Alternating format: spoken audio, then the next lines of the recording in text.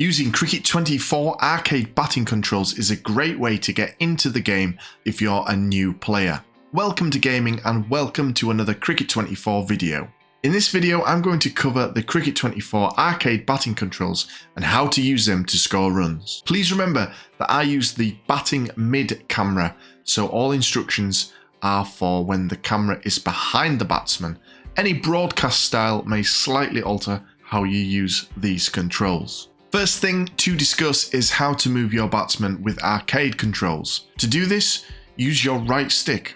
Slight taps will move the batsman slightly, whereas holding the stick, then letting go, will make your batter do bigger movement steps in the direction that you desire. I cover more batting basics in the video linked on screen now that work in both pro and arcade controls, so do check it out after this video. Arcade batting is great for newer players because you can see exactly how to play different shot types, as they are listed in the top right of the screen. Standard attack shot is with X, precision with square, lofted with circle, and defensive with triangle.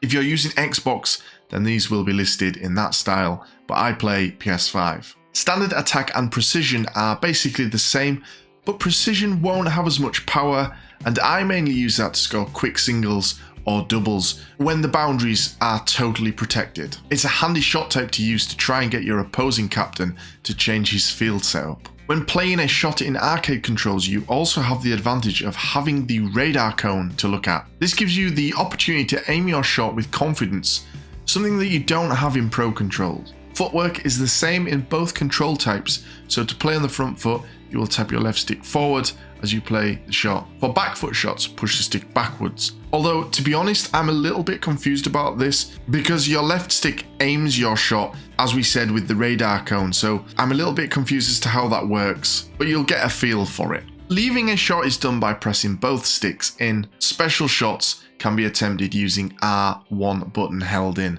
but I have videos going up on the channel covering these specific shot types, so make sure to subscribe to see these. Timing is something that you just need to practice yourself. There's no set way of doing timing, you just have to practice in the nets against different bowling types to get a feel for it. You can use some sound cues to your advantage, but I just recommend using the nets training to help you figure timing out. Confidence is key, and your batsmen have their own confidence meters.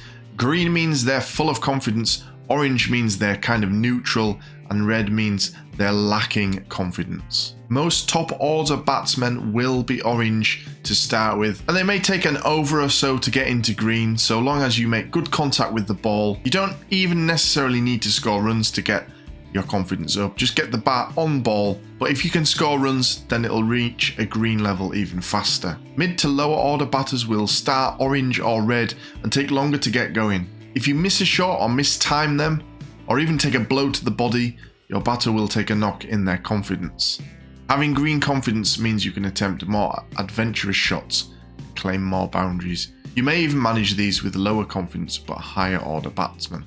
So a great way to get your runs on the board is to just take some time to understand where the bowler is bowling his deliveries more frequently than not. Of course, every now and again, there'll occasionally be a mix-up, something to try and catch you off guard. But if this does happen, you can always use the defensive shot with triangle. More times than not, a defensive shot will just work and block. Every now and again, it may edge. But if you get a good feeling against one of the bowlers, you know that they're delivering at a good length on the offside, you can look to pick gaps through the field. A good spot is between cover and point. Sometimes it can be difficult to actually get the shot right, but if you get the timing, the footwork, and the shot type in ideal, and you get it aimed where you want, it's likely going to get through that gap. There's even times you might need to get creative if the field is set up in a way that is preventing the runs. This is especially the case in T20 matches when you are out of the power play. You have to get kind of creative with your shot types to try and score runs. And you want to make your opposing captain think about changing their field. If you can score runs in one area, they'll then think about putting a fielder in that area, which might open up other opportunities. This is a great way to keep scoring runs By having different shot types in your arsenal, you can open up opportunities all over the field. And of course, as I mentioned in my Pro Controls video, the different formats lead to different batting styles. Of course, in T20 or shorter matches, you are going to have to chase the runs quicker. You don't have as much time to adjust, and you're going to be wanting to try and get into scoring those big runs early on. 50 over and test matches, though, you can settle your batter in a little bit more. You don't necessarily have to chase the runs early on. You can focus on getting that confidence up in the first couple of overs that you face the bowler, and then you can look to expand from there. And remember, every time you hit a shot in Cricket 24, you get a feedback. So your shot type, your shot timing, and your footwork are listed down below, and it will say either ideal, good, okay, late, early. I think there's even ones worse than that, but if you're getting late or early, then you need to adjust your timing. So as I say, the arcade controls are a really good way to get into Cricket 24 before maybe moving on to the Pro Controls. And I was saying earlier in a live stream that I did, come and check out my live streams. We do them once a month at the moment for Cricket 24. Goodness me, not used to them being that quick on this game. Look at this. Whoop, wow.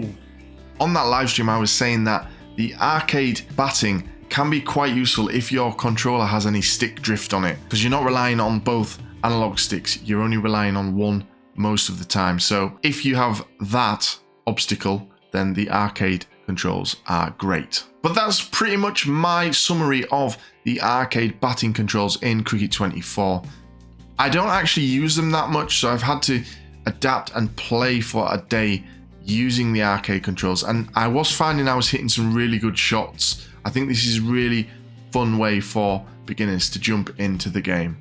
Let me know what you thought when trying arcade controls following this guide. If it's helped you, then please do leave a like, and make sure to subscribe to Welcome to Gaming for more Cricket 24 gameplay, tutorials and live streams. I'll see you guys in the next one.